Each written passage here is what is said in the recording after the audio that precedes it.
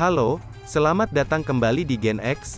Kali ini kita akan menceritakan tentang film Ip Man 1, seri pertama dari film Ip Man yang dibintangi Donnie Yen di tahun 2008, kisah yang menceritakan tentang seni bela diri Ip Man dalam melawan tentara Jepang.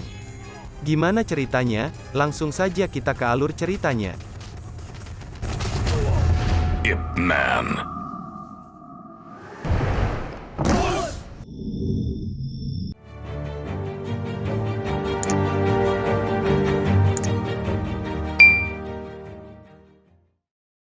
Film dimulai dari Fosan pada tahun 1935, sebuah wilayah yang terkenal sebagai tempat ilmu bela diri. Terlihat para guru-guru kungfu sedang berlatih bela diri.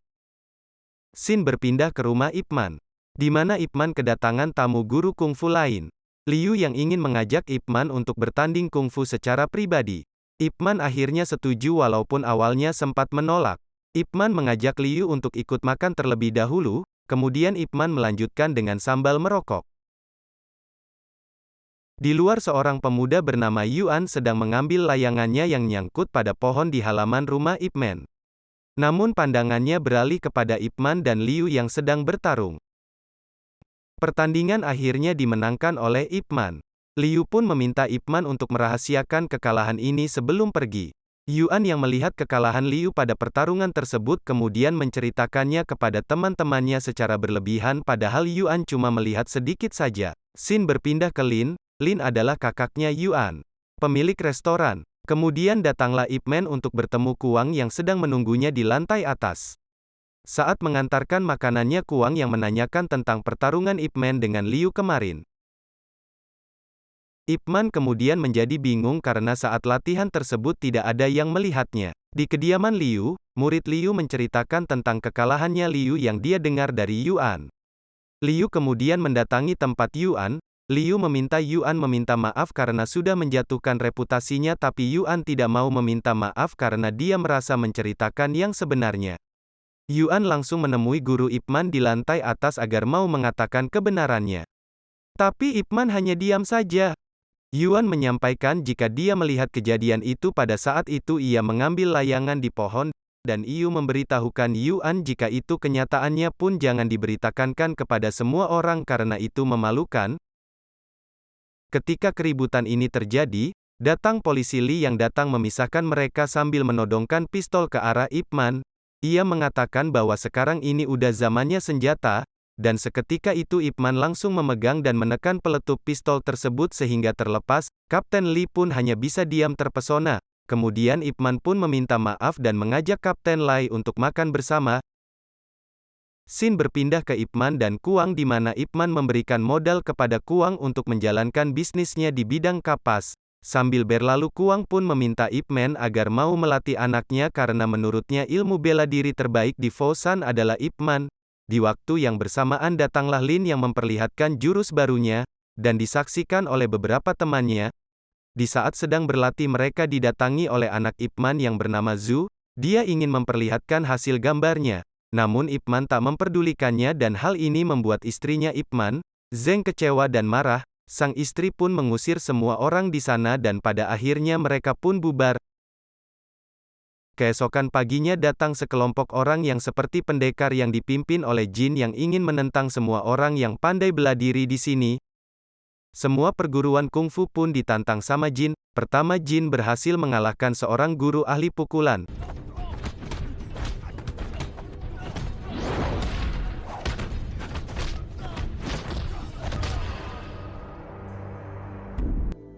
Jin pun melanjutkan kepada seorang ahli golok, namun tak beberapa lama, ahli golok ini pun kalah dengan mudahnya.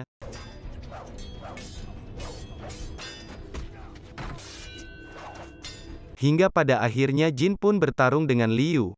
Dan semua klub bela diri pun berharap Liu bisa memenangkan pertarungan tersebut, namun akhirnya Liu pun dikalahkan juga.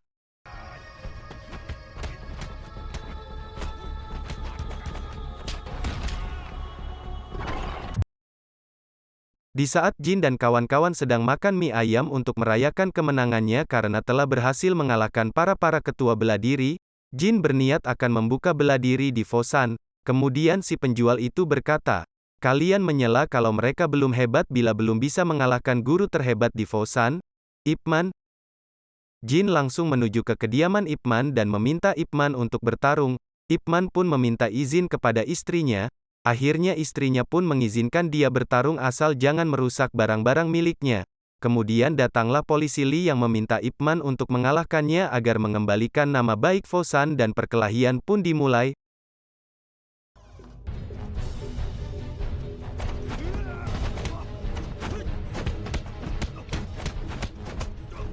Di saat sedang bertarung Ip Man cuma bertahan sehingga Jin berapa kali merusak barang-barang di rumah itu.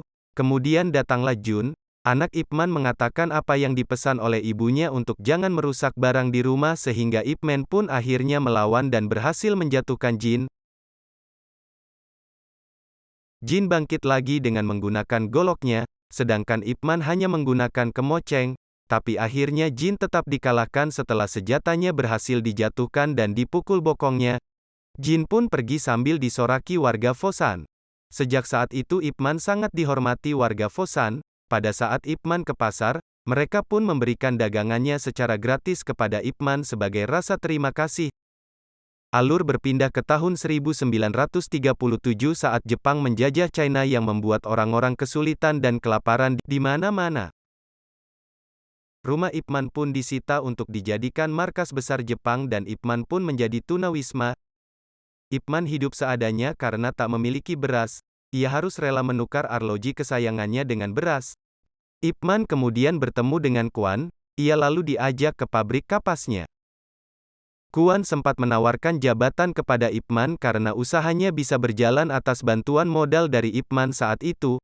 Namun Ip Man pun menolaknya karena tidak mau berutang budi. Lalu Ip Man pamit dan pergi. Alur berpindah ke istri Ip Man yang sedang sakit. Ip Man hanya mampu memberikan bubur. Karena kesulitan ekonomi dan tidak kerja. Ip Man pun akhirnya melamar kerja dan dia mendapatkan sebuah pekerjaan di sebuah tambang batu bara yang dikuasai Jepang. Di sini Ip Man bertemu Lin, si pemilik restoran. Pada saat makan siang, para pekerja ini hanya diberikan ubi rebus. Ip Man kemudian menanyakan kabar Yuan, adiknya Lin. Lin tidak tahu di mana Yuan sekarang. Kemudian Lin menyadari kalau kalengnya hilang. Saat mencari kalengnya, datanglah Li bersama tentara Jepang yang dipimpin oleh Kolonel 1. Sekarang Li bekerja sebagai juru bicara sekaligus penerjemah untuk tentara Jepang.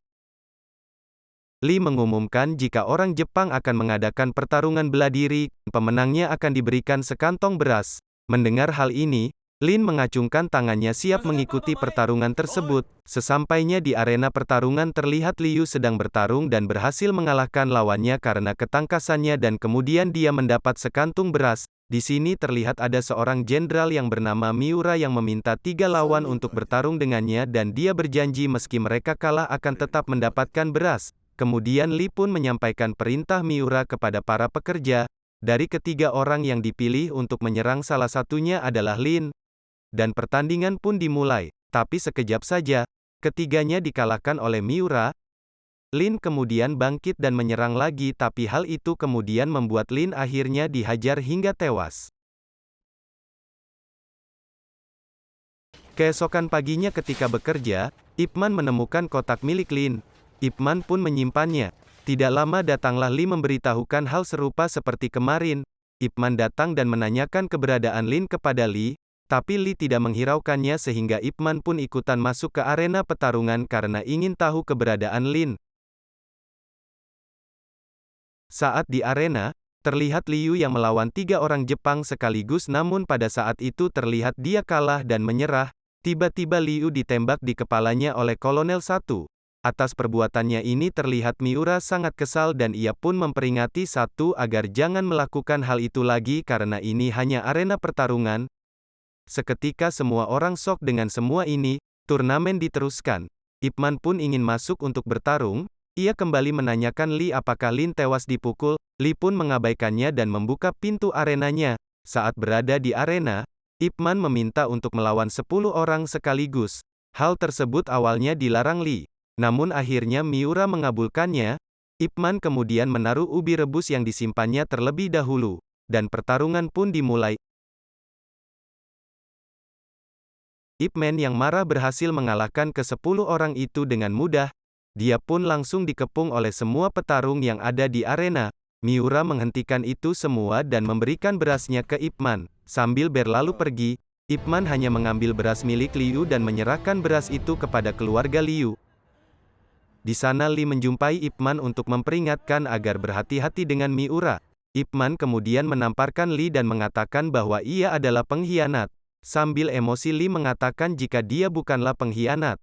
Dia hanyalah penerjemah dan kematian orang-orang China sama sekali tidak ada hubungan dengan dirinya.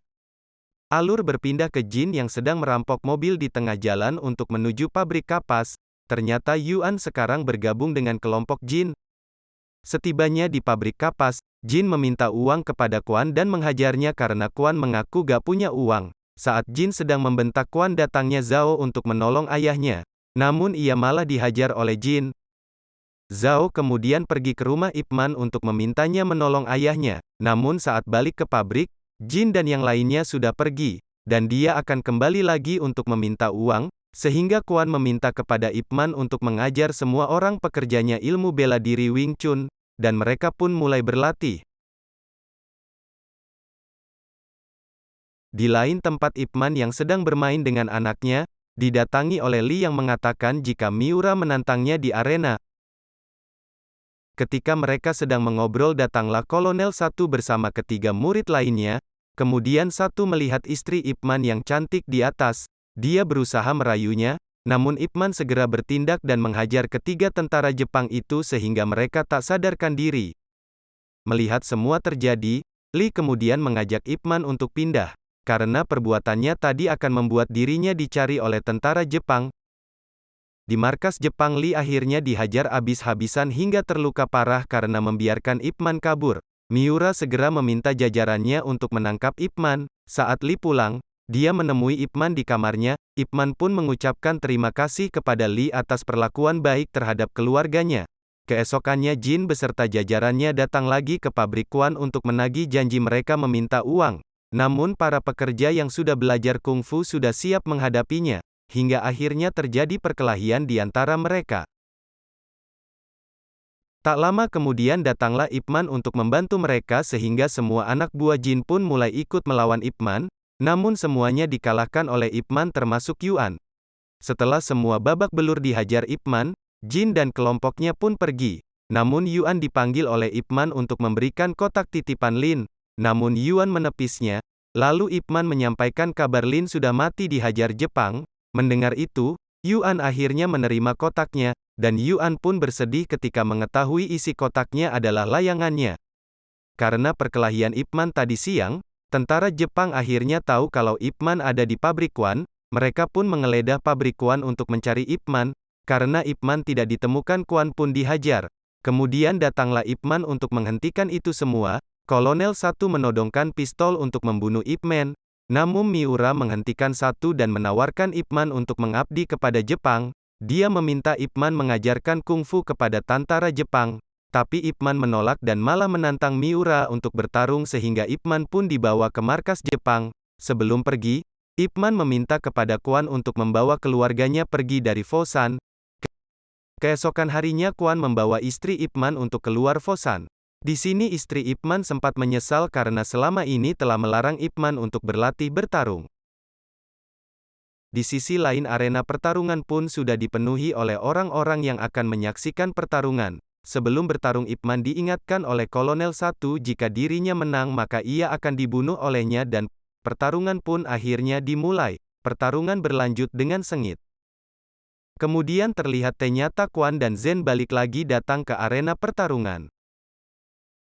Dan di saat Ip Man berhasil memenangkan pertarungan ini, seketika itu juga rakyat bersorak-sorai. Karena kemenangannya itu, tiba-tiba saja dia ditembak oleh Kolonel 1 hingga terjatuh. Hal ini kemudian diiringi dengan para penduduk yang melawan. Li berhasil merebut pistol Kolonel 1 dan membunuh satu dengan senjatanya. Di akhir film Ip Man dan keluarganya dibawa keluar dari Fosan oleh Quan. Dan film pun selesai.